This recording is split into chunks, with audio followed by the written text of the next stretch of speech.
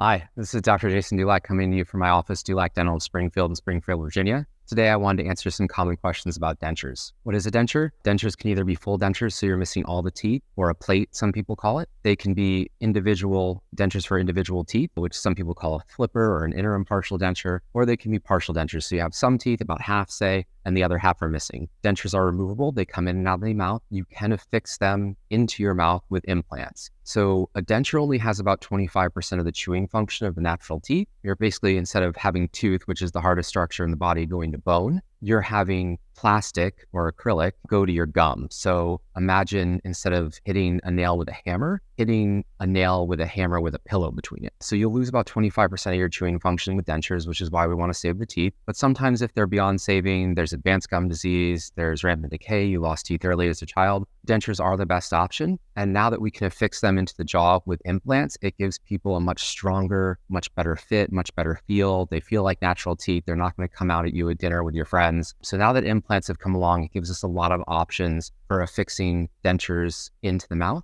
We have two options when we have implant-supported dentures. You can have like a little snap, almost like I do on this jacket. It snaps in and out of the implant. That's one option. The other option is to permanently affix it to the implant. I can take it out, but you won't be able to take it out. So you'll brush it and floss it like you would your regular teeth. If you do have a denture and it's removable, you do want to take it out at night, clean the remaining teeth if there are any, and the gums, clean the denture. And then I recommend sleeping without it at night, but you at least have to take it out to clean the tissue and the teeth before putting it back in and going to sleep. But it's best to keep them out at night. You kind of want to let the tissue breathe a little bit. Wearing a denture to bed is kind of like wearing a shoe to bed. You just want to kind of take that out, get that out of the mouth, give the mouth some time to rest. Also, a lot of people clench and grind their teeth at night. So if you have your dentures in and you're clenching and grinding your teeth, you're going to wear them down quicker. There are a couple different materials used to make dentures now. They used to be made out of porcelain. Now they're typically made out of acrylic. Recently, with their innovation in printed resin, we're getting printed resin dentures as well. Partial dentures have metal reinforcement. There's newer flexible plastics that can be used as well, like Valplast or Flexiplast, things like that. So there's a lot of different materials they can be made out of. I'll always give you all the options and give you my recommendation of what I think would be best for you. Just like anything else in life, there's advantages and disadvantages to any material that we use. So I'll always recommend what I think would be best. But there are a couple different options when you're looking at a denture or partial denture, and we'll always go over that with you in the office. To fabricate a denture, you don't need any numbing. The only reason the site would be painful is if you had recent surgery in the area. If it is, you'd want to let that heal a bit. But a denture involves either getting a scan of the teeth. We do have full mouth scanners in the office. Scanners are good enough now that you can even scan the gum for most people. So we're doing a lot of printed dentures or digital dentures that way. You can also do it the traditional way with molds,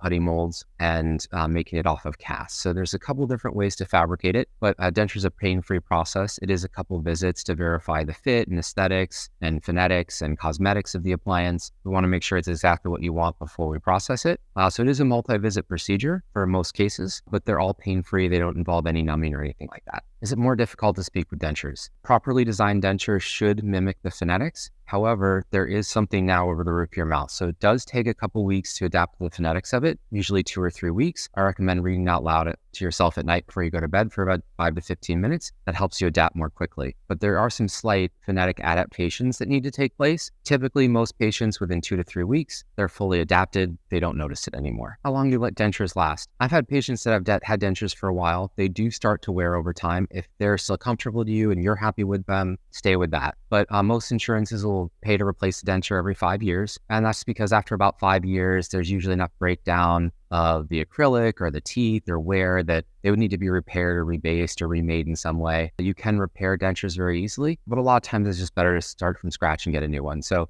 might be 5, 10, 15 years, but do need to be replaced periodically. If you're missing teeth and you have questions about dentures or implant-supported dentures or different options for replacing those different missing teeth, give us a call at the office. It's Dulac Dental of Springfield, 703-451-4500. Thanks so much.